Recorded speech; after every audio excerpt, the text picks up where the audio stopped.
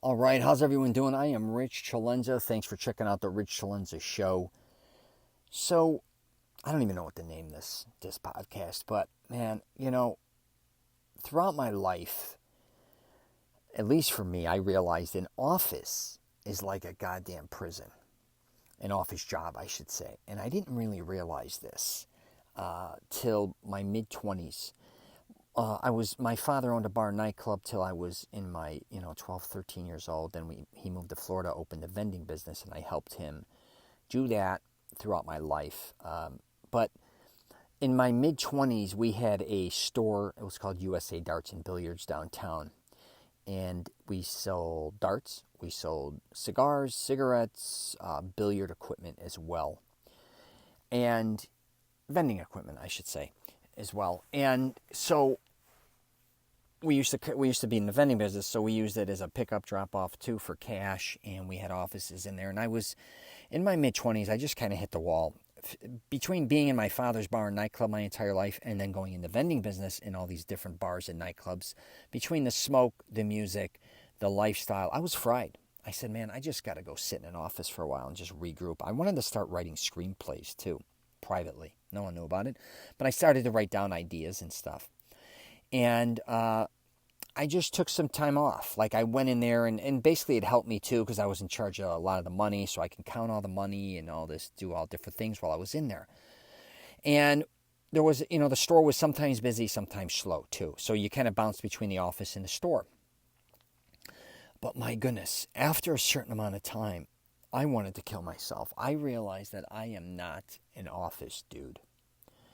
And I think a lot of people grow up or at least thinking that they want to be corporate or they want to sit in an office. They end up in a cubicle. They may or may not like it. I don't know. I'll jump out of my skin. But, be very careful. My daughters both go to college. And no one knows. If you're going through college, maybe you do know what you want to be. Like some of my friends, a lot of them, they want to be lawyers. They own big law firms in the city of Chicago. Did it. They knew it at a young age in high school. That was their thing. I was always kind of a guy who was lost, never knew. I thought I'd be a professional athlete. It was too small.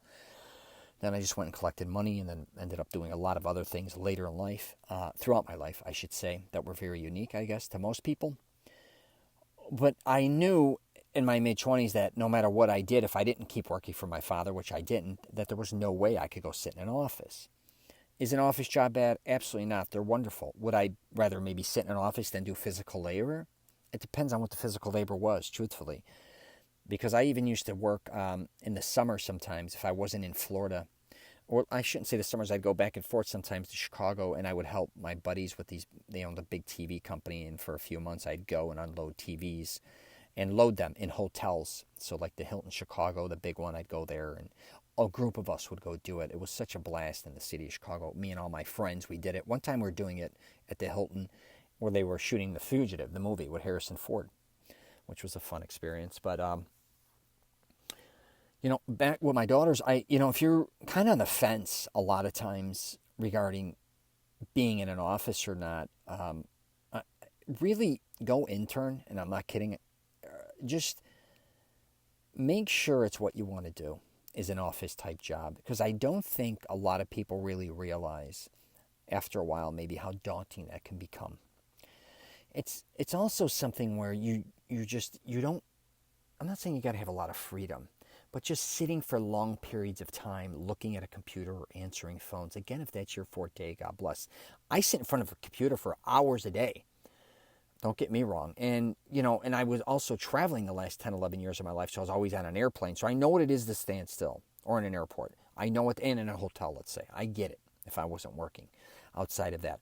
But I had still some form of freedom. I had different things constantly going on throughout the day. When you kind of go to a workplace and you got to be there 45 hours a week, say, for instance, and stuck again in an office, again, if you want to do that, wonderful. But be very aware of the career you're going after if it's something like that. Because I think a lot of people totally underestimate that. The long term of that, I think, too. And what I do kind of like about now, I will say the one thing that kind of interesting with coronavirus and the pandemic, and I've been saying this for honestly maybe 15, 20 years. I'm not just saying this. I kept saying, why is everybody always running to an office? We have laptops, or we've had, at least I've had them for 15 years or close to it, or maybe 12 or whatever. Some form of portable computer. I've had them in at least 15 years, maybe 20. I don't even know what I'm talking about. But once we had those, now, you can do a lot of work wherever you want to do it.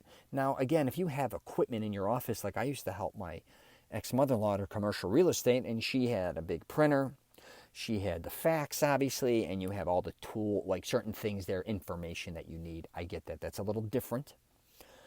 But for the most part, a lot of people that I noticed in a lot of offices, even places that I worked, I'm just saying, they were just kind of on their laptop or on a computer in general, and all their information was coming, they'd get all their information online or through other files. And I kept saying, all these people got to drive here. You know what I mean? Come there, whatever, wait till lunch, leave, go grab lunch, come back, do their time, leave. I'm like, all this extra time, you could probably get a lot more done being at home. And a lot of people be like, no, you got to pay attention to see, make sure they're working. Not really. I look at the job that's got to be done. I've had tons of shit done for me throughout my life. I don't care if it was making films, writing books, I don't care, program, everything in between, tons of stuff, clothing line, everything. I never got caught up, but I would look at it and say, I want this job done. How long is it going to take? And how much does it cost? It's real simple. How many hours? A lot of times people are at work bullshitting themselves. They're milking the day.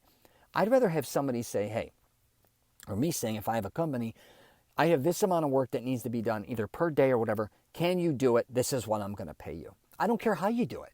I just want it done. I'm about the end product.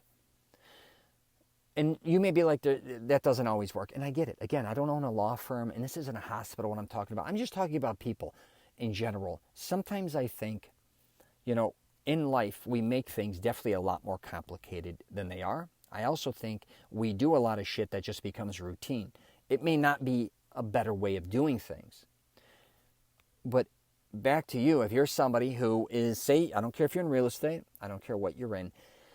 Real estate, you got a lot more freedom. But if whatever you're doing, I would recommend kind of having something where, and this is if you don't like being kind of bogged down or stuck in one place. Don't think a lot of times you're going to get, like, if you're kind of like a roamer like me and you got to do all this crazy shit and you got to keep moving and going and thinking, oh no, once I get a corporate job or once I get an office, I'll be cool.